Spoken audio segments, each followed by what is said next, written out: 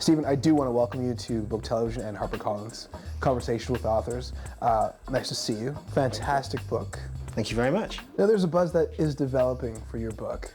And in Hollywood, everyone's very attracted to the idea of what's going on in this book. I mean, Nicole Kidman has approached you and said, you know, if you could switch the main character to, you know, a female, I'd love to be this personality. But how did that all happen?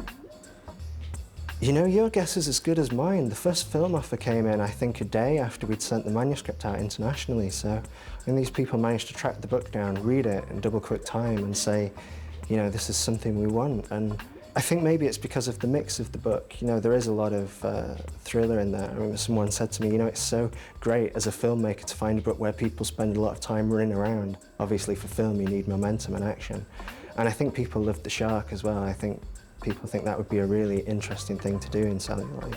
What are sort of the film influences that you used for this book? There's, well, Eternal Sunshine is one that people always seem to say. Obviously, Jaws. I mean, Jaws and Jaws 2, the film and the novel, very important to the book.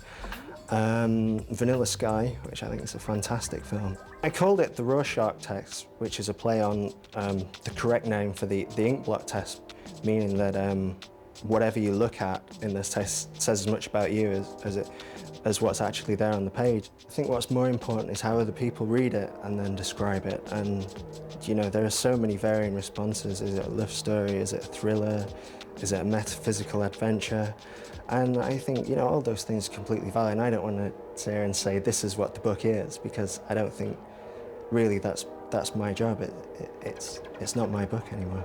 Do you like the concept and the idea of giving us these sharks uber brains? I thought it was cool. You know, I like it that they found a way to have these sharks do things that sharks wouldn't normally do. Whenever the shark appears, I wanted that to be in text, because I like the idea that you part imagine it and part see it. So the shark kind of exists in between this visual and mental arena.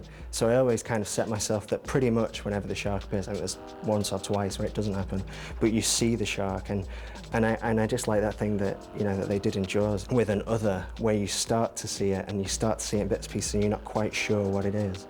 The main character in this book has got a condition, as he calls it, and it's called dissociative fugue.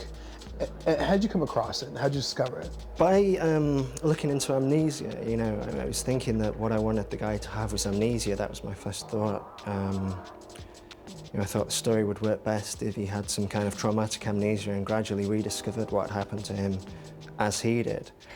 And I came across this condition kind of in the course of investigating that, and you know, I thought this is fantastic in terms of storytelling. You know, this was just what the book needed, and gave it an extra reading that it didn't really have. Your MySpace. Putting that together and sort of creating a space about you and your book, how was that process? It was a lot of fun. I thought when I was trying to write a book, it would be something I'd have really loved to come across, and so I started this blog up which talks about first starting to write the Rorschach and the various problems that we encountered along the way, and how that affected me on a day-to-day basis. I mean, it's very honest, and I have other people guest writing. My agent has written a blog on there, and my editor's written one, and my publisher's about to write one.